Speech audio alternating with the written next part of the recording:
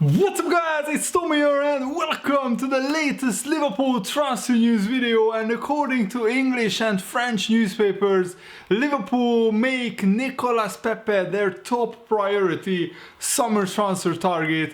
And Nicolas Pepe is still at the Africa Cup of Nations. Ivory Coast advanced. They knocked out Mali in the last 16. So Ivory Coast is in the last 8, and they have a brilliant strike force with Wilfried Zaha and Nicolas Pepe. And according to English and French newspapers, Liverpool are looking to finalize the Nicolas Pepe transfer after the Africa Cup of Nations finished, as Lille president Gerard Lopez has confirmed that talks have been ongoing between Liverpool and Nicolas Pepe's agent, who scored 22 goals. I mean, not the agent, but Nicolas Pepe himself scored 22 goals. Some sources state 23 goals in Lille, and also he got 11 assists. So he contributed at least 33 goals this season that just finished. And frankly, Liverpool need another attacker, because Firmino will have a 3-week holiday after the Copa America. Salah will have a 3-week holiday after the Africa Cup of Nations. They just barely will be back before this pre-season finishes. So I think they won't be available for the first few weeks of the season. And also Mane, who is still in the Africa Cup of Nations, and he has the potential to go to the final. Senegal is playing it as we speak. So we will have potentially our 3 best attackers out at the start of the season. And now Klopp confirmed that Xherdan Shaqiri is also out with a calf strain. So Liverpool have at the moment Divock Origi and Ryan Brewster as the 2 attackers in the club. And also we have Harry Wilson, we have Ryan Kent, but those players are not, you know, Liverpool first team players at the moment. So hopefully in the pre-season training we can mold them into very effective attackers, because Liverpool need to hit the ground running. If we don't win the first 3 or 4 games of the season without our best attackers, the confidence will take a massive hit, and Liverpool can't afford a stuttering start to the season, because I think Man City will win again the first 6 or 7 games in the Premier League. So Liverpool have to do the same, in my opinion. So let me know, what do you think about Liverpool making Pepe their top priority? Do you want Liverpool to sign Nicolas Pepe? And leave a like on this video if you enjoy these transfer updates. It really helps me out. It just takes a second for you guys to press the like button and subscribe, turn on the bell notifications so you never miss a future upload. And Nicolas Pepe's fine form has attracted many suitors, namely Manchester United, Arsenal, Bayern Munich, Paris Saint-Germain and Liverpool. But at the moment Man United and Arsenal are out of the running. They are not in the Champions League, and it looks like Bayern Munich are also cooling their interest, because Bayern still want to sign Leroy Sané, and Inter are also interested in Nicolas Pepe. But at the moment I think Liverpool are the most attractive out of these clubs, and this is what the Lille president told the French newspapers, French media, and I quote, "I know there have been discussions with Nicolas Pepe with Liverpool, but not with us as a club. Liverpool have players in those positions, and I read that maybe there were players who could leave or not. I am not particularly focused on Liverpool, but it is true that there have been discussions with the agents." And I'm really happy to hear that, because Liverpool talking to Pepe's agents mean that Liverpool are really serious about getting this guy. And I think we have the money to pay Nicolas Pepe. At the moment the discussions are limited, because Nicolas Pepe wants to focus all his attention on the Africa Cup of Nations, because the Ivory Coast have one of the best teams in the tournament, and with Egypt already being out, Morocco already being out, Ghana already being out, 3 of the favorites, I think Ivory Coast has a serious chance to win the competition. So I understand why Nicolas Pepe wants to delay the transfer decision until the tournament finishes. And this is what the Lille president also said. "We had 2 offers for Nicolas Pepe before the Africa Cup of Nations. We will see after that, but my position was to see if we could not do something before it. We had 2 proposals, we had two clubs bidding for Nicolas Pepe, and some Liverpool fans are already demanding that Jurgen Klopp sign an attacker, because it has been confirmed by Jurgen Klopp himself that Xherdan Shaqiri has a small tear in his calf, and those usually take 3-4 weeks at least to fully heal. So Shaqiri will probably miss a big chunk of preseason as well, which means that he will have to do preseason training while the season is already on the way. So that will leaves Liverpool very, very short in attack. I don't want to go into the first Premier League game of the season with Origi, Ryan Brewster and maybe Harry Wilson as our strikers.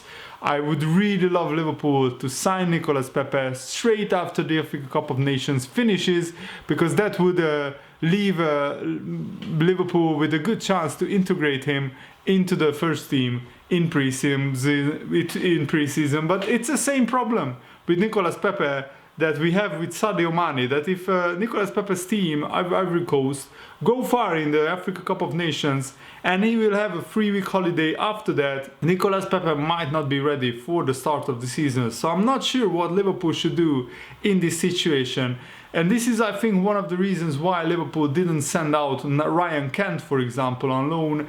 I'm really happy to say that Sheyi Ojo, who is now on loan at Rangers, scored on his competitive debut for Rangers in the Europa League. They played a club, St. Joseph, I think, of Gibraltar, and after a 0-0 half-time, Rangers won 4-0 with Steven Gerrard as manager.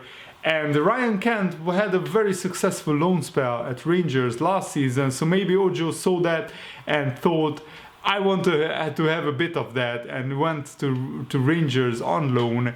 But Liverpool can't really afford to send out too many wingers or too many attacking players on loan, because as I said, our main 3 attackers might not be available for the start of the season. So Nicolas Pepe was born in France, but his parents are from the Ivory Coast, and he is just 24 years old, as I said, and he is a very similar player to Salah and Mane in that he can operate on either side of the wing or up front. He's a very versatile player, and he has the same skill set as Mane and Salah, so he could slot into the Liverpool attack seamlessly, and we could rest players and still have a full strength attack, and that is, for the first time in many years, that would be very ideal, and it would suit Liverpool, because next season we will be in 7 competitions. Yes, you heard it right, 7 competitions. So on top of the usual competitions that we are in, we will be in the European Super Cup final, the Community Shield final, and the Club World Cup final in December as well. So Liverpool's schedule will be absolutely brutal, and I really hope that Liverpool will beef up the squad as much as possible. So Nicolas Pepe started off his career at Angers, and then he went to Orléans, where he had his first good goal scoring season, scoring 8 goals in the 2015-16 season.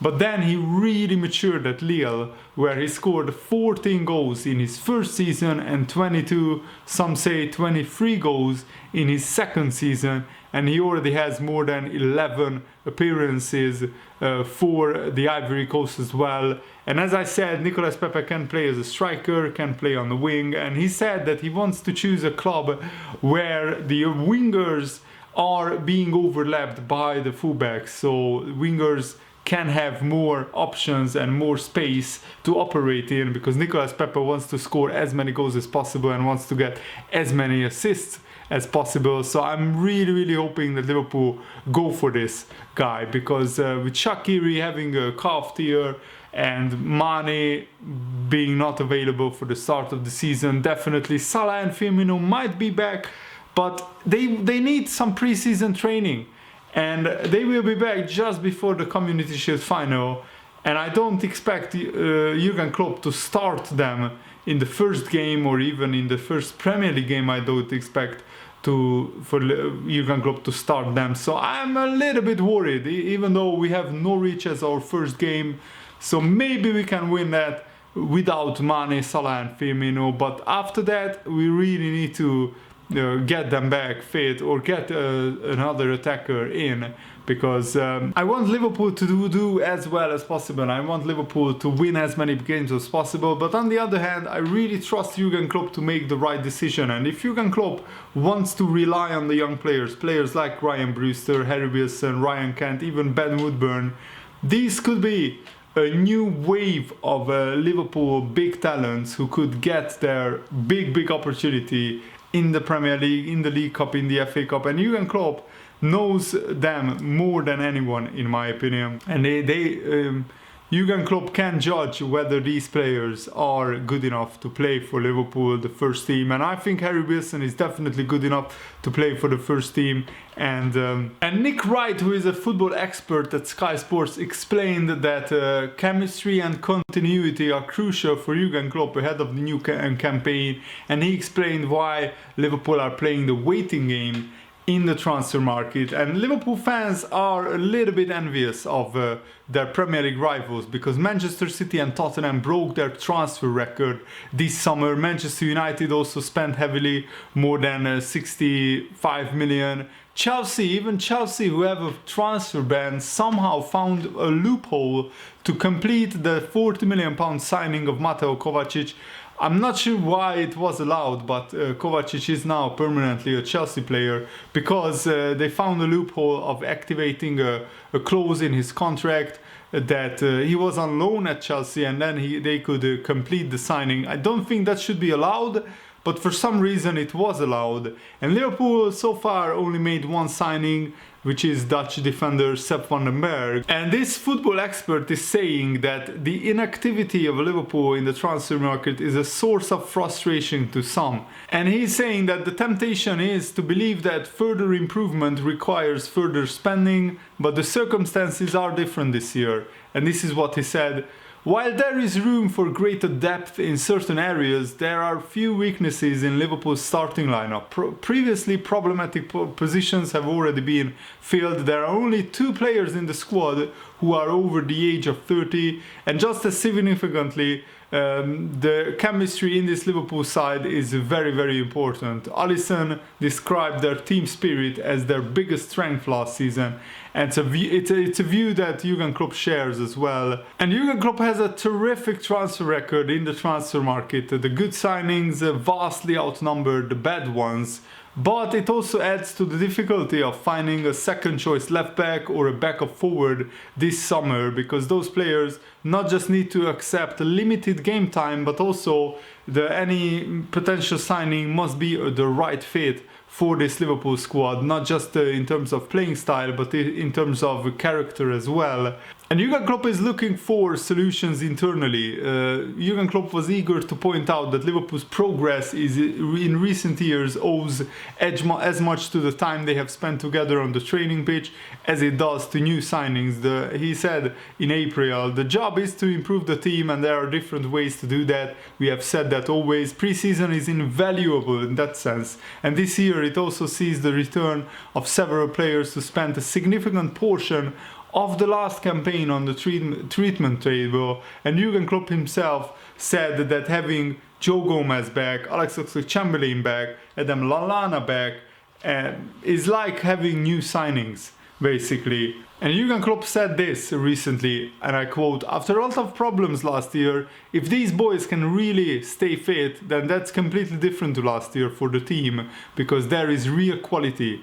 And I think that is also a big hope for Liverpool, is that Ryan Brewster will have a breakthrough year, scoring maybe 5 to 10 goals from the bench. Really looking forward to seeing him, because every time I watched his highlights reel, he was outstanding. But of course, making it in the Liverpool first team is a very difficult task. And also Naby Keita could have potentially a very big season, because in the last few months of the season, before he got injured in the Barcelona game, he was one of our best midfielders. So I expect a lot from these young players and the youngsters as well. Harry Wilson could have a very big season as well. And Liverpool are looking for the long-term vision. That's why we signed Van den Berg. That's why we are after Harvey Elliott of Fulham. Brewster is not the only player who could be stepping up to the first team. We have Kiana Hoover, Curtis Jones, forwards Harry Wilson and Ben Woodburn, who I talked about already, and also defenders Anderson Arroyo, as well as Vandenberg, the new signing as well. So Jurgen Klopp places youth at the heart of his managerial philosophy, and Liverpool's transfer activity this summer underlines the emphasis on long-term planning instead of short-term fixes. And I can get behind this idea. I just don't want Liverpool to have a little bit of a disadvantage because the other big clubs are strengthening. But you could say that Liverpool don't really need to spend on too many players. I just want Liverpool to sign maybe 2 very, very big players who can improve the starting lineup or who can beef up the squad, if you like. Nicolas Pepe would be my ideal signing, and a backup left back, somebody like Ryan Sessegnon. And I would be fine with Liverpool not signing a creative midfielder because Alex Oxlade-Chamberlain coming back is huge. Naby Keita hopefully will have an even stronger, better season than last season. And of course Lallana being back is also massive. So I'm really looking forward to the new season, and I just really hope that Jurgen Klopp doesn't regret not signing big players if we end up without many big signings. I really hope that Liverpool will not regret that, because remember that once the Premier League season kicks off, Liverpool can't bring in any players. That's the new rule in the Premier League since last summer. So I really hope that Liverpool make the right decisions in the transfer market. And ESPN are reporting that Liverpool are optimistic that Divock Origi will accept Liverpool's contract offer. We already offered him a contract extension, and Origi backs himself to seize his chances and prove decisive once again. Remember that last season Origi had 3 shots in the Champions League, and all of them ended up in goals. 2 of them in the Champions League semi-final against Barcelona, and 1 of them in the final. I'm just shaking my head, because what are the odds of that, honestly? Origi goes all season without a shot even in the Champions League, and then in the semi-final second leg he scores two on 2, and then he scores 2 from 2 in the semi-final and 1 from 1 in the final. I mean, statistics like that just blows my mind. Like, what are the odds of that?